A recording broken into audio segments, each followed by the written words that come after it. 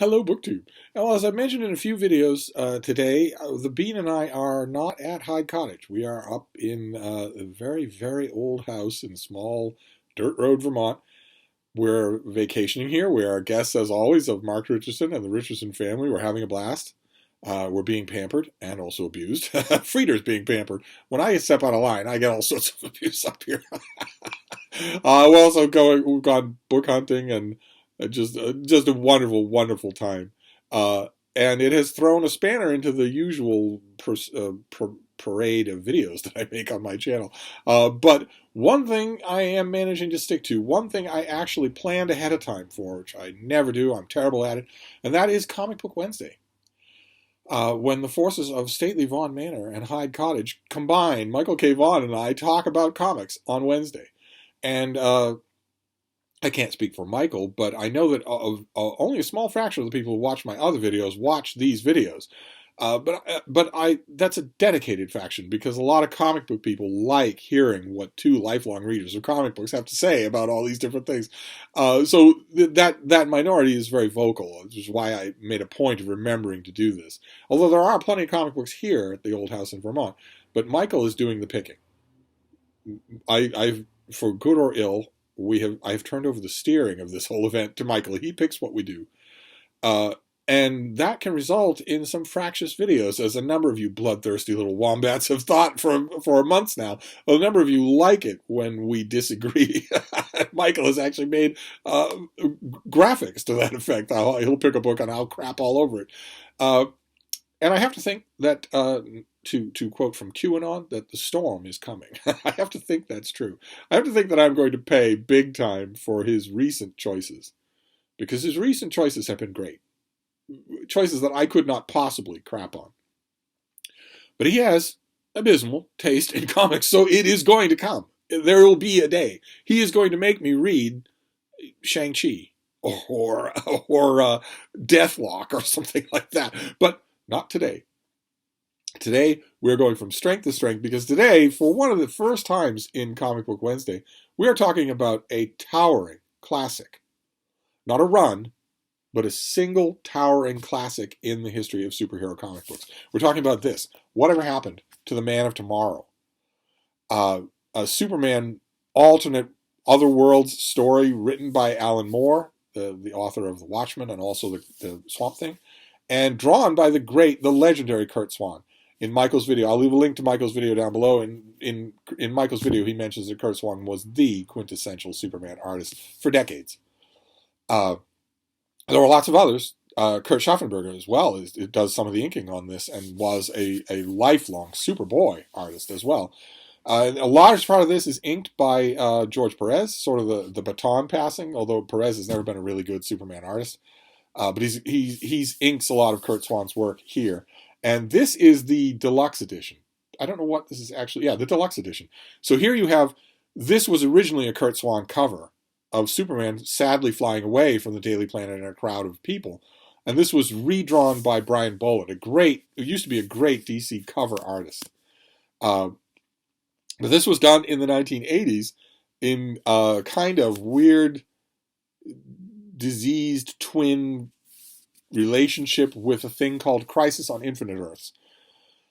An obscene, blasphemous event that the creators of DC Comics decided over beers, just as on a whim. They decided that what they wanted to do was simplify DC's backstory, simplify the continuity of DC Comics. There are way too many issues, way too many second cousins once removed, way too many alternate worlds, way too many stories that these characters have had. It's too confusing for new readers of comic books.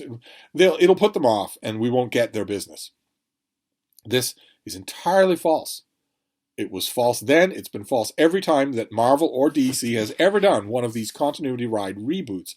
The basis is entirely false. New comic book readers, people who are new to comic books, love learning the lore. They love it. Doesn't put them off at all. It attracts them. And there has never been a legitimate call for a simplified continuity. Never. The calls for simplified continuities are always illegitimate, and they always lead to disaster. And I remember, as news started to come out about Crisis on Infinite Earths and about what would follow, that DC was going to strip its entire continuity and build it up from the ground up. They were going to give Superman over to John Byrne, the writer and artist John Byrne, to remake as he pleases. They were going to remake the Justice League, remake the Justice Society, remake everything. I was horrified when word started to trickle down in Amazing Heroes and other industry journals. I was horrified that they would do that. I thought, and still do think, what a towering insult that is. Just a gratuitous slap in the face to all the fans who had been reading those comics for decades, never complaining about the continuity, and loving most of it. All of a sudden, you're telling those fans, well, that reading, so to speak, doesn't mean anything because none of those adventures actually happened. We're rebooting the continuity. So if there's a favorite Superman comic of yours, a favorite Green Lantern comic of yours, where they face so-and-so and have such and such a moment, well, it's not part of continuity. The character in 1988 Green Lantern doesn't remember that because it never happened to him. Everything that's now canon for these characters is starting with these first issues that we will give you with simplified continuity. Naturally, the foremost thing I was horrified about in John Byrne's launch of Superman was that there's no Superboy. Clark Kent was never put on a costume when he was a teenager. He puts on the costume when he gets to Metropolis. So he's never Superboy in Smallville. And the instant I saw that, I immediately thought what a bunch of other fans thought, which is that means there's no Legion of Superheroes. The superhero team that Superboy joins, he himself is in mid-20th century small-town Midwestern America, but he travels in time to join a superhero team 1,000 years in the future. I, like many other people, was a rabidly dedicated Legion of Superheroes fan. And you can't have the Legion of Superheroes without Superboy. What's going to happen? It eventually turned out you could have the Legion of Superheroes without Superboy, but you couldn't have Superboy in the Legion of Superheroes. Those stories never happened. And I had hundreds and hundreds of them. I felt kind of adrift, as many fans did. A lot of them stuck around for the hijinks, for the gory high points of Crisis on Infinite Earths. Supergirl dies. The Flash dies. A whole bunch of minor characters die. But the reason why this is germane to whatever happened to the Man of Steel is that while John Byrne was revamping Superman, while Crisis on Infinite Earths was tearing this character apart, his backstory, his continuity apart, I firmly believe Superman's longtime editor, Julius Schwartz, the man responsible for a lot of what you think about when you think of Superman, he's responsible and you don't know his name. You might know John Byrne's name, but you don't know Julius Schwartz's name, and yet he was the architect of a lot of what we consider to be Superman. And I firmly believe that he and Alan Moore resented Crisis on Infinite Earths. How could they not? How could they not?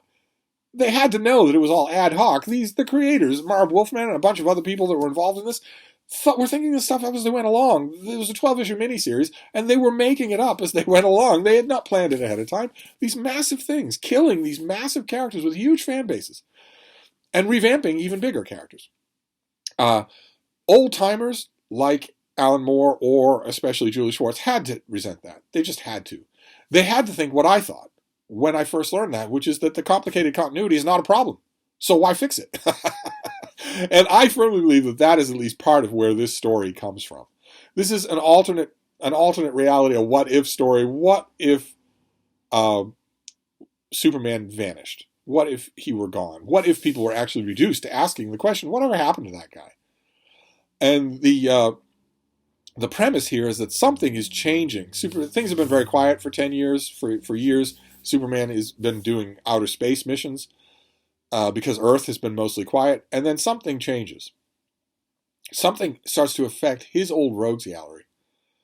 The prankster and the toy man, for instance, two third-string bumbling characters who make giant clown robots for Superman to fight, kill Clark Kent's boyhood friend, Pete Ross. But first, they torture out of him his knowledge that Clark Kent is Superman. They send his dead body in a box to the Daily Planet, where Clark Kent is exposed as Superman in front of all of his friends. That's pretty dark. Superman apprehends the prankster and the toy man, but he can't understand what would ever cause him to do that. They weren't killers.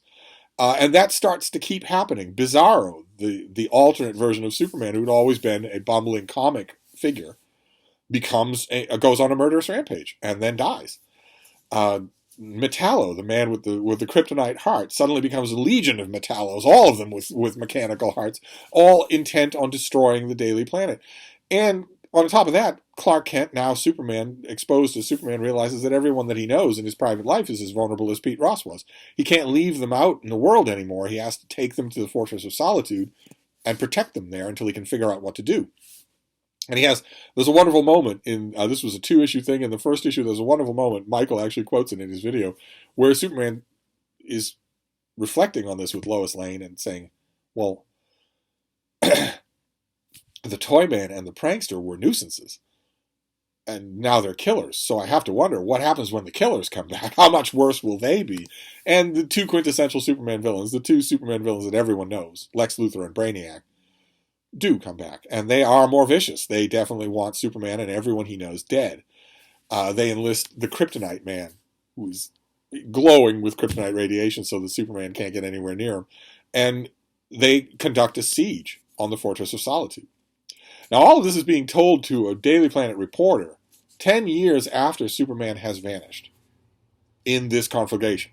A reporter has come to Lois Lane, who's retired from the planet, to interview her about the 10-year anniversary of the disappearance of Superman. And she's telling him this whole story, but we get it in the immediate sense. We get the immediate story. Where all these people, all the Perry White and his wife, Lana Lang, Jimmy Olsen, Lois Lane, they're all at the Fortress of Solitude. Even Krypto the Superdog shows up, as if he senses that something really bad is about to happen and he may be needed. And Superman senses that too. He senses that something big is happening. And he gets confirmation of that in the most heart-wrenching way possible, because the aforementioned Legion of Superheroes comes to say hi to him. They come through their time bubble to say hi to him in the past. And he takes them on a tour of the Fortress of Solitude, but he's angry with them too. As you can see, there's his face. He's angry with Brainiac 5 because they bring Supergirl with them. She's visiting the Legion of Superheroes in the 30th century, but in the 20th century, he's dead. She's killed in Crisis on Infinite Earths. And the Legion must know that. They must know all about the future histories of Supergirl and Superman and everybody else. And Superman wonders, well, okay, you're giving me this statuette of myself. Why are you picking today to do this? What's so special about today, knowing that you know my future? Could it be that you want to say goodbye, that you're here to say goodbye? And Saturn Girl actually says, Brainiac, can we go? My eyes are watering. Must be some 20th century virus. And they disappear. They go back to the future. But by that point, Superman knows that something horrible is coming. It actually breaks down, cries in front. Look at that wonderful moment with Krypto just looking at him. He breaks down in the Fortress of Solitude. And everyone in the Fortress of Solitude knows that the forces of evil are gathered outside. Superman can't really confront them directly because of Kryptonite Man, but he does erect a force field. There's a force field around the Fortress of Solitude that nobody can get into that sort of traps everybody there. And everybody in the Fortress of Solitude knows that. They know that they're trapped out there with only Superman between them and destruction. But the Fortress of Solitude has trophies from all of Superman's adventures, including lots and lots of things that give people superpowers. If you read old issues of Superman in Action Comics or Superman, or old, as I have done, hundreds and hundreds of Superboy adventures from Adventure Comics, every other issue, some normal person is getting superpowers from crystals or vapors or whatever. And Superman has all of those things in the Fortress of Solitude, so Jimmy Olsen and Lana Lang decide to give themselves superpowers, temporarily anyway, in order to help fight the supervillains. They aren't vulnerable to kryptonite. And they take the fight out into the snows outside the Fortress of Solitude, and they are both killed. That enrages Superman and just shows how big the stakes are. Alan Moore is willing to kill some of these characters at the hands of other well-known, established characters. And when you're reading these issues, if you're an old-time Superman fan and you're seeing the adult Legion of Doom and the Kryptonite Man and Metallo and Bizarro, when I was reading the first of these 2 issues, I was thinking, okay, well, there's one prominent Superman villain who's not here. What's going on here? Why is this one villain not making an appearance? And I was right, because in the second issue, it turns out that one villain who's not making an appearance is behind it all. I don't want to spoil this in case you haven't read it, because you really, really should. Michael K. Vaughan in his video said you really should read this Superman story. I wholeheartedly recommend the same thing. You really should read this story. And then it ends. We see a full-scale war happens. The heroes of Earth show up and try to get through that force field. Here the story dates itself a little, because in addition to Captain Marvel and Wonder Woman and Batman and Robin, you see the Superwoman of the day, a character that no one's heard from in a long time, and a character called Vartox. I wonder if I'm the only one who remembers who Vartox was. They can't get through the force field, and the story has some fantastic revelation moments. There's a wonderful moment between Superman and Perry White, where Superman is talking about his past, how when he was growing up in Smallville, his high school crush, Lana Lang, was everything to him. But that now that he's a man, the only woman he has ever loved is Lois Lane. And Lana Lang overhears that, which adds spice to the mix. But then the force field drops, the villains are defeated, Superman disappears, and then we cut back to the so-called present day with the reporter finishing up his interview with Lois Lane just as her husband shows up. He's not bothered by the fact that Lois used to hang out with that Superman guy at all.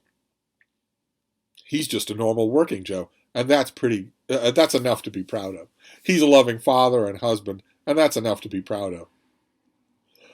I wholeheartedly recommend that you read this story. It is amazing. Now, the reason I brought up all that Crisis on Infinite Earth stuff is because I firmly believe that Julius Schwartz and Alan Moore wrote this story in part out of contempt for the decision to wipe out that continuity.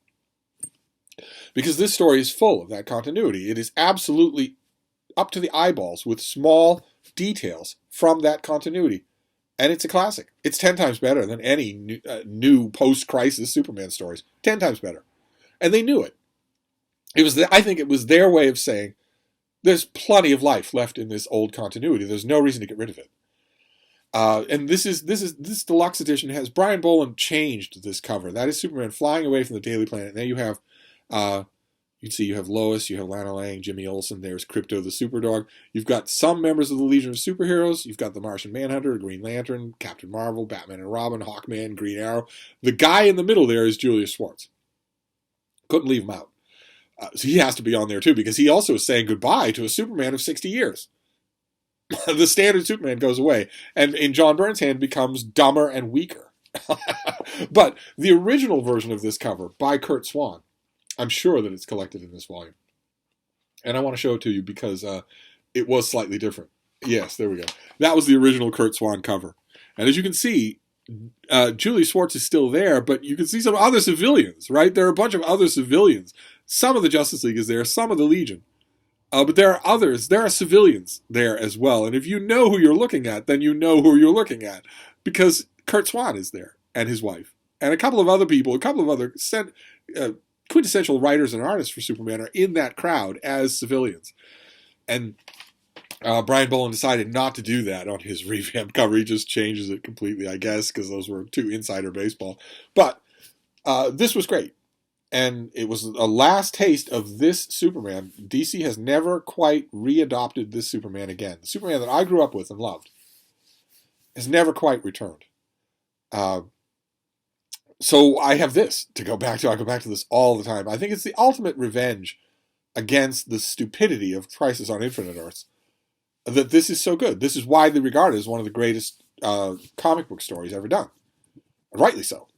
And it goes to show you it's deeply immersed in the kind of continuity that the writers of DC Comics at the time that this was coming out were saying prevented great classic comic stories from being written. They were totally wrong. But anyway, despite the fact that I hate where this came from, I love this thing. So that makes 3 Comic Book Wednesdays in a row where I have loved what Michael has picked. So my heart is palpitating more than usual at what kind of crapola he might pick next. We'll see. We're on a run. Maybe he'll pick another thing that I really love. One can hope, but we'll see. I'll meet you next Wednesday and we'll find out together. Thank you, BookTube.